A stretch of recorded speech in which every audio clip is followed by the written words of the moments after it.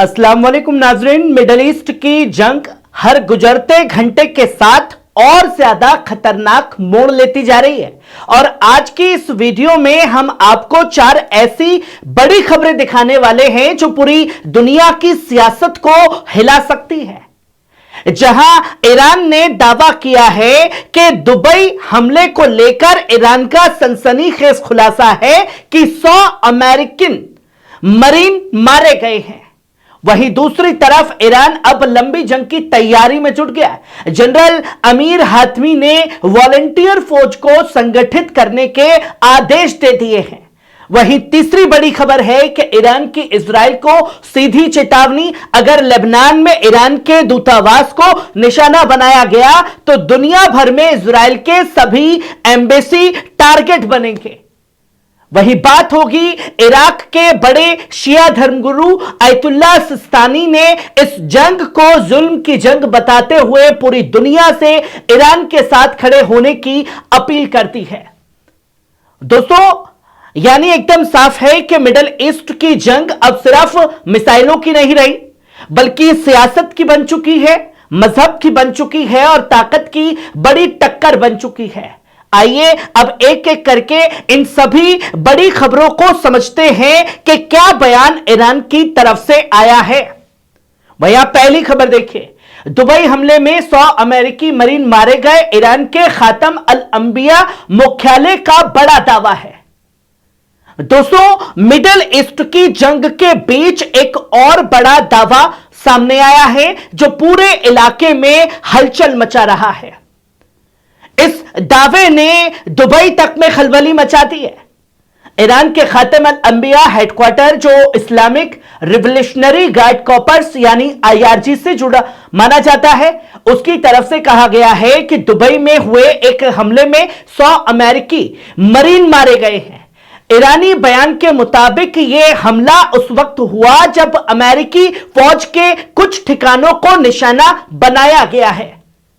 हालांकि नाजरीन, यह दावा ईरान की तरफ से है।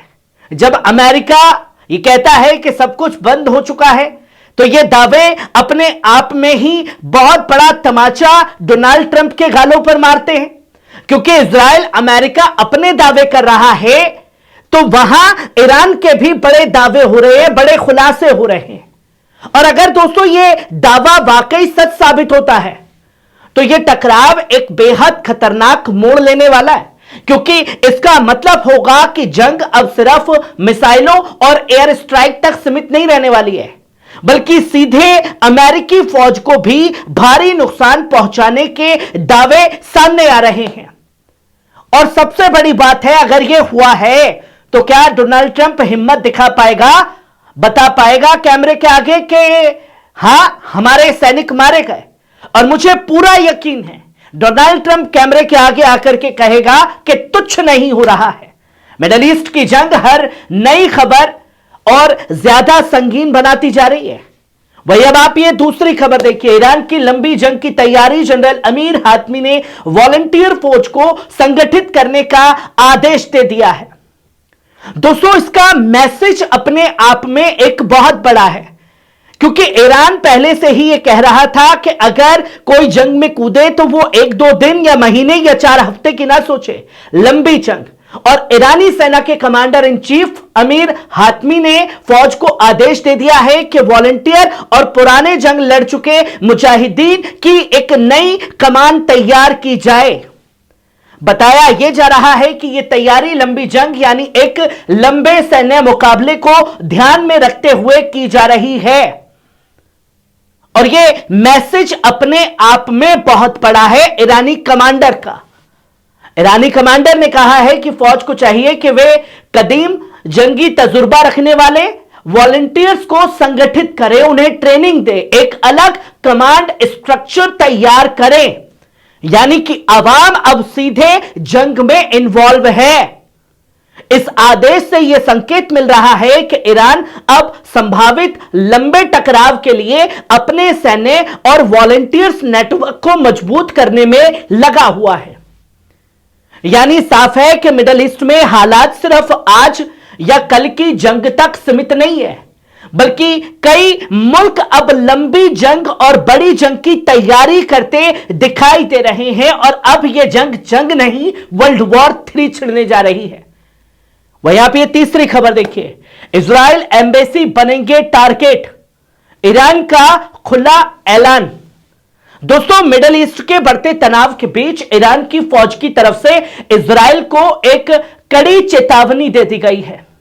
ईरानी सशस्त्र बलों के प्रवक्ता ब्रिगेडियर अबुल फजल शकरची ने कहा है कि अब तक ईरान ने इजराइल के दूतावासों के खिलाफ कोई कार्रवाई नहीं की है, क्योंकि दुनिया के दूसरे मुल्कों की हालात और सियासी हालात का एहतराम किया गया है ईरान की तरफ से। लेकिन उन्होंने साफ शब्दों में कह दिया है, अगर लेबनान में मौजूद ईरान के दूतावास को निशाना बनाया गया तो जवाब में इजराइल के सभी दूतावास को टारगेट किया जाएगा, चाहे वो दुनिया के किसी भी कोने में क्यों ना हो। हम इजरायली दूतावास पर हमला करेंगे। यह बयान ऐसे वक्त में आया है जब मिडिल ईस्ट में इजराइल और हिजबुल्लाह के बीच तेज टकराव होता जा रहा है और पूरे इलाके में हालात बेहद तनावपूर्ण बने हुए हैं। दोस्तों, यह अपने आप में एक बड़ी कहानी बयां कर गया। ईरान के इस बयान से साफ संकेत मिल रहा है कि अगर किसी भी तरह ईरान के राजनयिक मिशन को नुकसान पहुंचाया गया तो जवाब बेहद सख्त और बड़े स्तर पर दिया जाएगा। और जिस तरह से तेल अवीव और इजराइल में मिसाइलें गिर रही हैं, उससे अंदाजा लगाया जा सकता है कि क्या तबाही इजरायली दूतावासों पर मचेगी और फिर कोई कंट्री यह ना कहे कि भैया हमारे ऊपर हमला कर दिया। वहीं आप ये चौथी खबर देखिए, आयतुल्ला सिस्तानी का एक बड़ा पैगाम दुनिया को।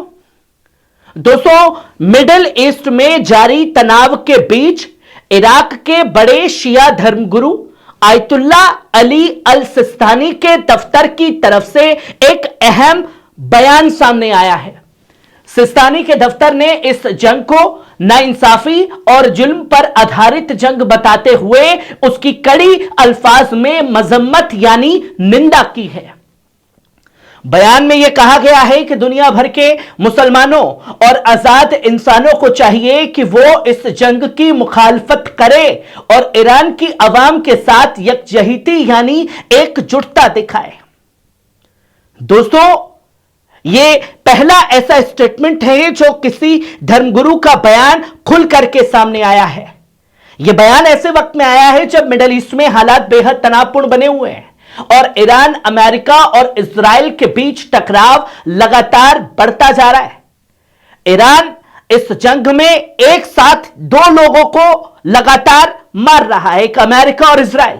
सिस्तानी को पूरे मुस्लिम दुनिया में एक बेहद अहम धार्मिक आवाज माना जाता है, इसलिए उनका यह बयान इलाके की सियासत और माहौल पर बड़ा असर भी डाल सकता है। अब देखना यह होगा कि इस अपील के बाद मुस्लिम दुनिया और अंतर्राष्ट्रीय स्तर पर कैसी प्रतिक्रिया सामने आती है। जो तस्वीर अब दुनिया के सामने है। नाज़रीन, आपको यह खबर कैसी लगी? कमेंट बॉक्स में आकर के अपनी राय जरूर दीजिएगा। शुक्रिया।